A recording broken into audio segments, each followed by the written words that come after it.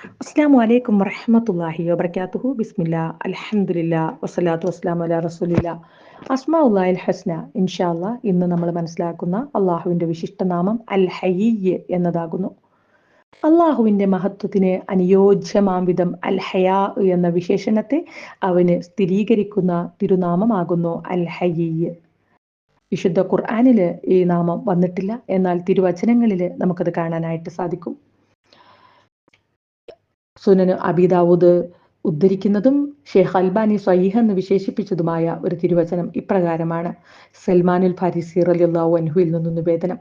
നബി സല്ലല്ലാഹു അലൈഹി വസല്ലമ പറഞ്ഞു, ഇന്ന റബ്ബക്കും തബാറക വ തആല ഹയ്യുൻ കരീം യസ്തഹീ മിൻ അബ്ദിഹി ഇദാ റഫഅ യദൈഹി ഇലൈഹി അൻ യറുദ്ദഹുമാ സിഫ്ര. നിശ്ചയം അനുഗ്രഹപൂർണനും അത്യുന്നതനുമായ നിങ്ങളുടെ റബ്ബ് ഏറെ ലജ്ജയുള്ളവനും അത്യധികവും അതിമഹനീയവും ഗുണപ്രദവുമായ ഖൈറുള്ളവനുമാണ്. തൻ്റെ ദാസൻ ഇരു കരങ്ങള് അവനിലേക്ക് ദുആ ചെയ്തുകൊണ്ട് ഉയർത്തിയാൽ അവ രണ്ടും ശൂന്യമായി മടക്കുന്നതിൽ അവൻ ലജ്ജിക്കുന്നു.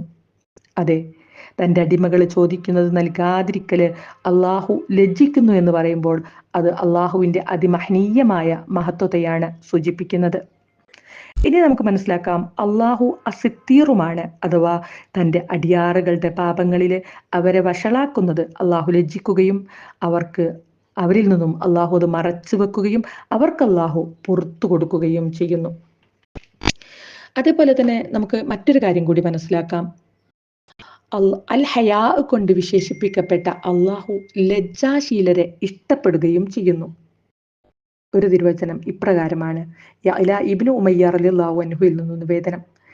അള്ളാഹുവിൻ്റെ റസൂൽ സ്വല്ലല്ലാഹു അലൈഹി വസല്ലമ ഒരു വ്യക്തി തുറന്ന സ്ഥലത്ത് മുണ്ടുടുക്കാതെ കുളിക്കുന്നത് കണ്ടു. അപ്പോൾ തിരുമേനി സല്ലല്ലാഹു അലൈഹി വസല്ലമ മിമ്പറിൽ കയറി അള്ളാഹുവിനെ ഹംദ് ചൊല്ലി അവനെ വാഴ്ത്തി പുകഴ്ത്തിക്കൊണ്ട് ഇപ്രകാരം പറഞ്ഞു, നിശ്ചയം അള്ളാഹു ഏറെ ലജ്ജയുള്ളവനും സിത്തീറുമാകുന്നു.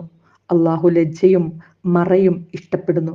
നിങ്ങളിൽ ഒരാൾ കുളിക്കുകയാണെങ്കിൽ അവൻ മറ സ്വീകരിക്കട്ടെ. അപ്പോൾ ലജ്ജയും മറയും നമ്മളിൽ ഉണ്ടായിരിക്കേണ്ടത് അനിവാര്യമാണ് എന്ന് നമ്മളിവിടെ മനസ്സിലാക്കുകയാണ്. ആദരണീയരായവരെല്ലാം തന്നെ ഏറെ ലജ്ജയുള്ളവരായിരുന്നു എന്ന് നമുക്ക് മനസ്സിലാക്കാനായിട്ട് സാധിക്കും. നബി സല്ലല്ലാഹു അലൈഹി വസല്ലമ ഏറെ ലജ്ജയുള്ളവരായിരുന്നു എന്ന് ഹദീസുകളിൽ നമുക്ക് കാണാൻ സാധിക്കും. ഇസ്ലാമില് ലജ്ജ എന്ന മഹനീയ സ്വഭാവത്തെ ഈമാനിൻ്റെ ഭാഗമായിട്ടാണ് പഠിപ്പിക്കുന്നത്. വൽ ഹയാഉ ശുഅബത്തും മിനൽ ഈമാൻ. ലജ്ജ ഈമാനിൻ്റെ ശാഖയാണ്.